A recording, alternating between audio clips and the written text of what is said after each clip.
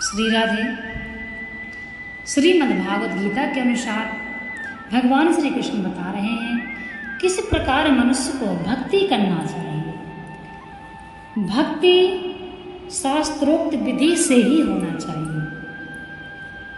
आज के समय में क्या चल रहा है अधिकतर वह हम आपको बाद में बतलाएंगे, परंतु अभी भगवान श्री कृष्ण क्या कह रहे हैं गीता में, जो मनुष्य शास्त्र विधि से रहित केवल मन कल्पित घोर तप को तपते हैं तथा दम्भ और अहंकार से युक्त एवं कामना आसक्ति और बल के अभिमान से भी युक्त हैं। शास्त्र विधि से रहित और घोर तप कैसे तप को कहते हैं? जिस तप के करने का शास्त्रों में विधान नहीं है, जिसमें शास्त्र विधि का पालन नहीं किया जाता है, जिसमें नाना प्रकार के आडंबरों से शरीर और इंद्रियों को कष्ट पहुंचाया जाता है और जिसका स्वरूप बड़ा भयानक होता है, ऐसे तप को शास्त्र विधि से रहित घोर तप कहते हैं। इस प्रकार तप करने वाले मनुष्यों को दम्भ और अहंकार से युक्त बतलाने का क्या अभिप्राय है? इस प्रकार के शास्त्र विरुद्ध भयानक तप करने वाले मनुष्यों में श्रद्धा नहीं होती है। वे लोगों को ठगने के लिए और उन पर रोब जमाने के लिए पाखंड रचते हैं तथा सदा अहंकार से फूले रहते हैं। इसी दम्भ ने उन्हें और अहंकार से युक्त कहा गया है।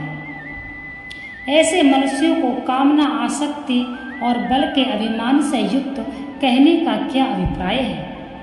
उनकी भोगों में अत्यंत आसक्ति होती है, इससे उनके चित्त में निरंतर उन्हीं भोगों की कामना बढ़ती है।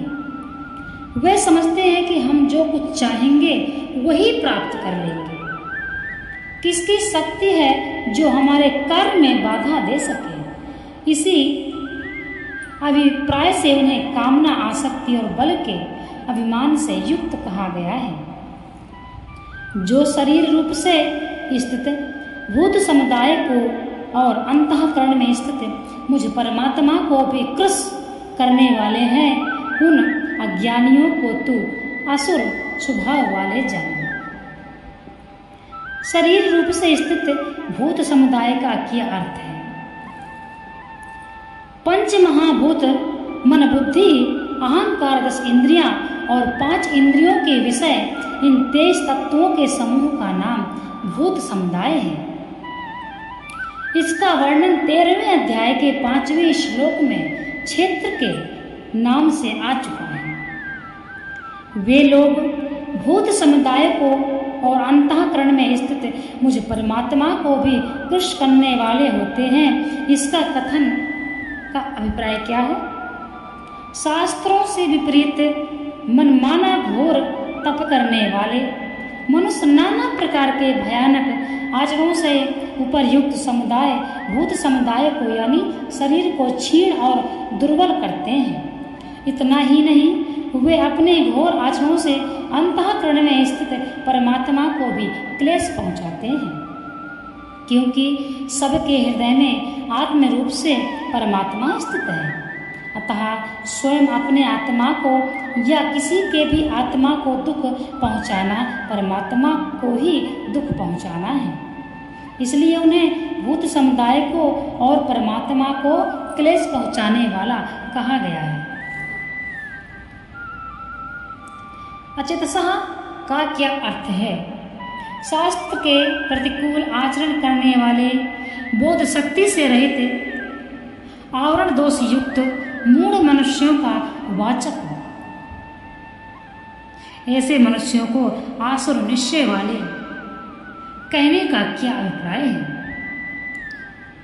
उपर्युक्त शास्त्र विधि से रहित घोर तामस तप करने वाले दंभी और घमंडी मनुष्य 16वें अध्याय के वर्णित आसुरी संप्रदाय वाले ही हैं। यही भाव दिखलाने के लिए उनको आसुर निश्चय वाले कहा गया है। त्रिविध स्वाभाविक श्रद्धालुओं के तथा घोर तप करने वाले लोगों के लक्षण बतलाकर अब भगवान सात्विक का ग्रहण और राजस तामस का त्याग कराने के उद्देश्य से सात्विक राजस तामस आहार यज्ञ तप और दान के भेद सुनने के लिए अर्जुन को आज्ञा देते हैं। भोजन भी सबको अपनी अपनी प्रकृति के अनुसार 3 प्रकार का प्रिय होता है और वैसे ही यज्ञ तप और दान भी तीन प्रकार के होते हैं। उनके इस पृथक पृथक भेद को तो मुझसे सुन। आपी पद का क्या भाव है? पद से भगवान ये दिखलाते हैं कि जैसे श्रद्धा और यजन सात्विक राजस और तामस भेद से 3 प्रकार के होते हैं, वैसे ही आहार भी 3 प्रकार के होते हैं। सर्वस्व पद का क्या अर्थ है? सर्वस्व पद यहाँ मनुष्य मात्र का वाचक है, क्योंकि आहार सभी मनुष्य करते हैं और यह प्रकरण ही मनुष्यों का ही है। आहार आदि के संबंध में अर्जुन ने यह कुछ भी नहीं पूछा था, फिर बिना ही पूछे भगवान ने आहार आदि की बात क्यों कही? मनुष्य जैसा आहार करता है वैसा ही उसका अंतःकरण बनता है और अंतःकरण के अनुरूप ही श्रद्धा भी होती है। आहार शुद्ध होगा तो उसके परिणाम स्वरूप अंतःकरण भी शुद्ध होगा। शुद्धि से ही विचार भाव श्रद्धादि गुण और क्रियाएं शुद्ध होती हैं। अतएव इस प्रसंग में आहार का विवेचन आवश्यक है। दूसरे यजन अर्थात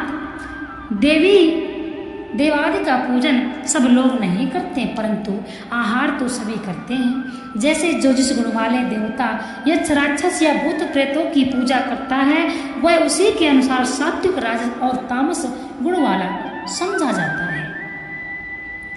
वैसे ही सात्विक राजस और तामस आहारों में जो आहार जिसको प्रिय है वह उसी गुण वाला होता है। इसी भाव को लेकर श्लोक में प्रिय पद देकर विशेष लक्ष्य कराया गया है, अतः आहार की दृष्टि से भी उसकी पहचान हो सकती है। इसलिए भगवान ने यहाँ आहार के 3 भेद बतलाए हैं तथा सात्विक आहार का ग्रहण करने के लिए और राजस तामस का त्याग कराने के लिए भी इसके 3 भेद बतलाए हैं। यही बात यज्ञ दान और तप के विषय में भी समझ लेनी चाहिए। आहार कैसा करना चाहिए मनुष्यों को? भोजन भी सात्विक जब हम करेंगे तभी हमारी बुद्धि भी सही रहेगी।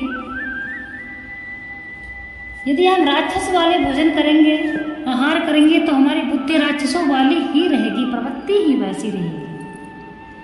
इसलिए आपने भी खुद यह चीज देखी होगी, जो व्यक्ति पूजा पाठ भक्ति ज्यादा करता है वह व्यक्ति इतना सात्विक होता है कि लहसुन प्याज भी नहीं खाता है। जैसा आप आहार करेंगे वैसी आपकी बुद्धि रहेगी, वैसा आपका मन रहेगा। यदि आप मांसाहार खाते हैं, यह आपका भोजन है, तो आपकी प्रवृत्ति और आपका जो बुद्धि है वह राक्षसों वाली ही रहे। हम नहीं, भगवान श्री कृष्ण कह रहे हैं। इसमें आपको ही डिसाइड करना है कि हमको कैसा आहार करना चाहिए।